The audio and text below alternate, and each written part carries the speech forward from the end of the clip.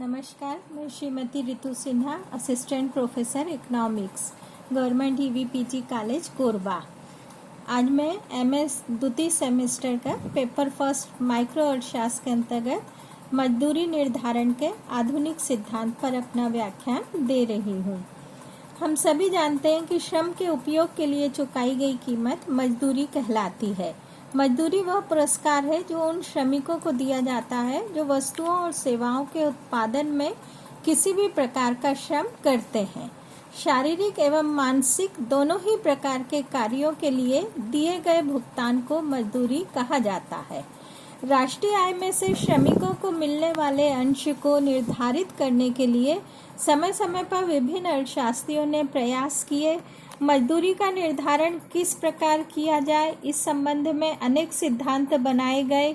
मजदूरी का जीवन निर्वाह सिद्धांत, जीवन स्तर सिद्धांत, अवशेष अधिकारी सिद्धांत, मजदूरी कोष सिद्धांत, मजदूरी का सीमांत उत्पादकता का सिद्धांत और मजदूरी का आधुनिक सिद्धांत। यहाँ हम मजदूरी के आधुनिक सिद्धांत की व्याख्या करेंगे।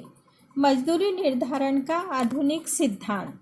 आधुनिक अर्थशास्त्रियों के अनुसार किसी वस्तु के मूल्य निर्धारण की भांति श्रम की कीमत अर्थात मजदूरी का निर्धारण भी श्रम की मांग और श्रम की पूर्ति की सापेक्षिक शक्तियों से होता है। मजदूरी का निर्धारण मूल्य के सामान्य सिद्धांत का ही एक विशिष्ट रूप है। श्रम की कुछ विशेषताओं के कारण मजदूरी का निर्धारण करने हेतु एक पृथक सिद्धांत की आवश्यकता पड़ती है। एक उद्योग में श्रमिकों की मजदूरी उस बिंदु पर निर्धारित होती है जहां श्रमिकों की कुल मांग श्रमिकों की कुल पूर्ति के बराबर होती है। तो मूल्य मजदूरी निर्धारण में श्रम की मांग और श्रम की पूर्ति दो महत्वपूर्ण शक्तियां हैं। यहाँ हम दोनों का पृथक पृथक अध्ययन करेंगे। पहले हम श्रम की मांग देखते हैं। श्रम की मांग उद्यमियों द्वारा किसी वस्तु के उत्पादन के लिए श्रम की मांग की जाती है। उत्पादक श्रमिक को उसकी उत्पादकता से अधिक मूल्य नहीं देना चाहते।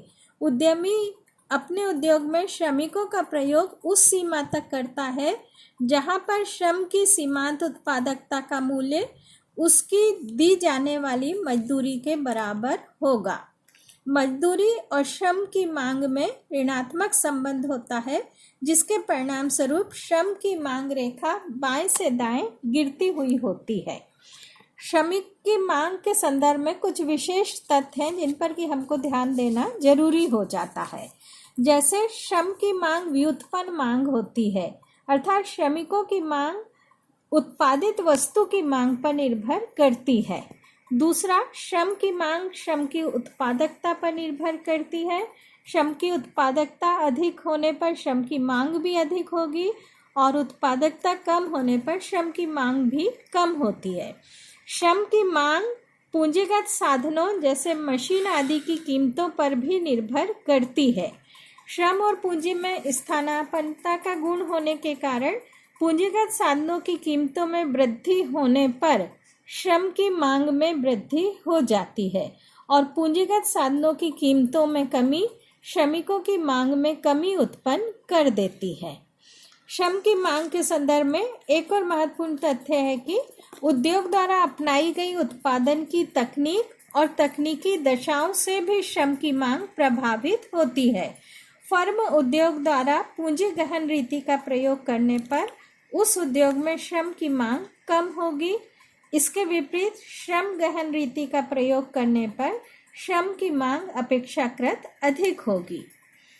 रेखाचित्र में हम श्रम की मांग और मजदूरी दर के संबंध को देखेंगे। रेखाचित्र मजदूरी की दर और श्रम की मांग के विपरीत संबंध को दर्शा रहा है, अर्थात अधिक मजदूरी पर श्रमिक की कम मांग और कम मजदूरी पर श्रमिकों की अधिक मांग की जाएगी। यही कारण है कि मांग रेखा बाएं से दाएं नीचे की ओर गिरती हुई रेखा होती है। रेखाचित्र में OX अक्ष पर श्रम की मांग और OY अक्ष पर मजदूरी की दर को दर्शाया गया है। जब मजदूरी दर OW रहती है तो श्रमिक की मांग OM2 के बराबर होती है। मजदूरी दर यदि बढ़कर OW1 हो जाती है तो श्रमिकों की मांग कम होकर OM1 के बराबर हो जाएगी। यदि मजदूरी दर में और वृद्धि होती है तो श्रमिक की मांग और कम हो जाएगी। इस तरह से मजदूरी दर और श्रम की मांग में विपरीत संबंध होने के कारण मांग रेखा बाएं से दाएं नीचे की ओर गिरती हुई रेखा होती है। अब दूसरा पक्ष श्रम की पूर्ति पक्ष। श्रम की पूर्ति और मजदूरी की दर में सीधा, प्रत्यक्ष और धनात्मक संबंध होता है। अर्थात ऊंची मजदूरी दर पर अधिक श्रमिक कार्य करने के लिए उपलब्ध होंगे और नीची मजदूरी दर पर श्रमिकों की कम संख्या कार्य के लिए उपलब्ध होगी। ऊंची मजदूरी देकर ही अधिक श्रम को आकर्षित किया जा सकता है। यही कारण है कि श्रम का पूर्ति वक्र बाएं से दाएं ऊपर बढ़ता हुआ होता है। उद्योग में श्रम के पूर्ति वक्र की लोच भी कुछ बातों पर निर्भर करती है। इसमें दो प्रमुख बातें हैं, एक तो व्यवसाय गतिशीलता और दूसरा कार्य आराम अनुपात। ये दोनों तथ्य जो हैं श्रम की पूर्ति वक्र को प्रभावित करते हैं। व्यवसाय गतिशीलता, श्रमिकों के मध्य व्यवसाय गतिशीलता अधिक होने पर उद्योग विशेष का श्रम पूर्ति वक्र अधिक लोचदार हो जाता है। व्यवसाय गतिशीलता भी कुछ बातों पर निर्भर करती है, जैसे श्रम की प्रकृति, अर्थात शिक्षित श्रम है या अशिक्षित श्रमिक। अशिक्षित श्रमिकों के लिए उद्योगों के मध्य गतिशीलता अधिक होती है। इसी प्रकार व्यवसाय परिवर्तन में होने वाली ऊंची स्थानांतरण लागत श्रमिक की गतिशीलता को कम कर देती है। एक और तथ्य है जो श्रम व्यवसाय गतिशीलता के कारण है, जैसे अन्य उद्योगों में मजदूरी दर। यदि अन्य उद्योग में उद्योग विशेष की अपेक्षा ऊंची मजदूरी दर है और व्यवसाय की सुरक्षा है, तो श्रमिक उद्योग विशेष को छोड़कर दूसरे उद्योग में जाने लगते हैं और उद्योग विशेष में श्रमिकों की पूर्ति कम हो जाती है। इस प्रकार व्यवसाय गतिशीलता श्रमिकों की पूर्ति को प्रभावित करती है। श्रम की पूर्ति को प्रभावित करने वाला एक और महत्वपूर्ण तत्व है कार्य आराम अनुपात या कार्य अवकाश अनुपात। मजदूरी दर में परिवर्तन के साथ साथ एक श्रमिक के लिए कार्य आराम अनुपात भी परिवर्तित होता जाता है। मजदूरी में परिवर्तन के कारण दो प्रकार के प्रभाव उत्पन्न हो सकते हैं, एक प्रतिस्थापन प्रभाव और दूसरा आय प्रभाव। जब मजदूरी दर में वृद्धि श्रमिकों को अधिक कार्य करने के लिए प्रेरित करती है और वे अपने आराम के घंटों का अपने कार्य के घंटों से प्रतिस्थापन करने लगते हैं। मजदूरी की दर में वृद्धि का प्रभाव अवकाश के स्थान पर काम का प्रतिस्थापन करने का होता है। इसे प्रतिस्थापन प्रभाव कहते हैं। प्रतिस्थापन प्रभाव हमेशा धनात्मक होता है। दूसरी ओर मजदूरी की वृद्धि श्रमिकों की आय को बढ़ाती है। अतिरिक्त आय मिल जाने के कारण श्रमिक अपने कार्य आराम के घंटों की संख्या बढ़ा देते हैं। मजदूरी वृद्धि उन्हें कम काम और अधिक अवकाश के लिए प्रोत्साहित करती है। ये मजदूरी में वृद्धि के कारण उत्पन्न आय प्रभाव है जो कि ऋणात्मक होता है। ऐसी दशा में एक सीमा के पश्चात श्रम का पूर्ति वक्र पीछे की ओर हटता हुआ होगा। इस रेखा चित्र में हम श्रम के पूर्ति वक्र का स्वरूप देखेंगे। रेखा चित्र में श्रम का पूर्ति वक्र SS है। ये श्रम का पूर्ति वक्र SS है। S से P1 तक अर्थात OW1 तक ये बाएं से दाएं ऊपर की ओर बढ़ता हुआ है, जो ये बताता है कि मजदूरी बढ़ने के साथ साथ श्रम की पूर्ति भी बढ़ती है। जब मजदूरी OW से बढ़कर OW1 हो जाती है तो श्रम की पूर्ति भी WP से बढ़कर W1P1 हो जाती है। इस मजदूरी स्तर पर धनात्मक प्रतिस्थापन प्रभाव की क्रियाशीलता है। इसके बाद जब मजदूरी में और वृद्धि हो जाती है और मजदूरी OW1 से बढ़कर OW2 हो जाती है, तब श्रम की पूर्ति घटकर W2P2 हो जाती है। और आय प्रभाव प्रतिस्थापन प्रभाव से अधिक बलशाली हो जाता है। श्रमिक काम के स्थान पर आराम या अवकाश को अधिक महत्व देने लगता है, जिससे श्रम की पूर्ति वक्र पीछे की ओर मुड़ जाता है।